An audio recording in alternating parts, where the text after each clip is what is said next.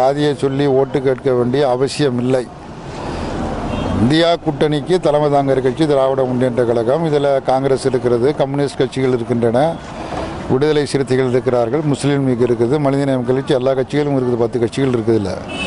இந்த கட்சிகள் எந்த கட்சியும் வெறும் ஜாதி வெறி எந்த இடத்துலையும் எப்பொழுதும் பேசியது கிடையாது இதுவரையில். இந்த தேர்தலில் எந்த நேரத்திலும் எந்த சந்தர்ப்பத்திலும் ஜாதி வெறி பேச்சுகளையோ மதவெறி பேச்சுகளையோ பேசியது என்பது கிடையாது. அப்படி அவர்கள் சொல்வார்களேயானால் அது ஒரு தவறான கருத்தாகும். மக்கள் ஒற்றுமையாக இருக்க வேண்டும் என்பதுதான் இந்தியா கூட்டணியுடைய மிக முக்கியமான நோக்கமும் குறிக்கோளுமாகும். அந்த அடிப்படையில் தான் நாடாளுமன்ற தேர்தலை சந்தித்தோம், வெற்றி பெற்றோம். அதே அடிப்படையில் தான் இந்த தேர்தலையும் நாங்கள் சந்திக்கிறோம், வெற்றி பெறுவோம். ஜாதிவாரி கணக்கெடுப்பு என்பது இந்தியா முழுவதும் நடத்தப்பட வேண்டிய ஒன்று. சட்டப்பேரவையில் தீர்மானம் நிறைவேற்றப்பட்டிருக்கிறது. இந்தியா முழுவதும் கணக்கெடுப்பது ஒன்றும் பெரிய கடினமான வேலை கிடையாது. மக்கள் தொகை வாக்கெடுப்பு கணக்கெடுப்பு நடத்துவதற்கு பல்வேறு காலங்கள் இருக்கிறது. வயது, கல்வி, மற்றது எல்லாம் வரிசையாக இருக்கிறது.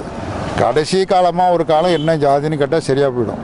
ரொம்ப எளிதான விஷயம், சிம்பிளான விஷயம். அந்த மாதிரி கணக்கெடுப்பு எடுப்பதன் மூலமாக எல்லா மக்களுக்குமான சமூக நீதியை, அனைத்து பகுதி மக்களுக்குமான, அது முற்படுத்தப்பட்ட பிற்படுத்தப்பட்ட பட்டியலின எந்த வேறுபாடும் இல்லாமல் அனைத்து பகுதியினருக்கும் நல்ல சமூக நீதியை வழங்க முடியும். அதற்கு மருத்துவர் ஒத்துழைக்க வேண்டும். ஏன்ப்பா நம்ம இந்த தொகுதியை பார்த்தீங்கன்னா இதுக்கு அடித்தட்டு மக்கள் தான் நிறைய பேர் இருக்காங்க. இன்னும் பார்த்தீங்கன்னாக்கா கடந்த முறை ரெண்டு சட்டமன்ற தேர்தல் சட்டமன்ற உறுப்பினர் இருக்காங்க.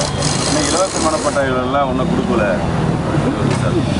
இலவச மனை பட்டா கொடுப்பதற்கு இப்பொழுது அதனுடைய முறைகளை, அதாவது கடினமான முறைகளை தளர்த்த அரசு அறிவித்திருக்கிறது. அதை வாய்ப்பாக பயன்படுத்தி கொண்டு பட்டா இல்லாத அனைவருக்கும் பட்டா கிடைப்பதற்குள்ள நடவடிக்கைகளை மேற்கொள்ள வேண்டும்.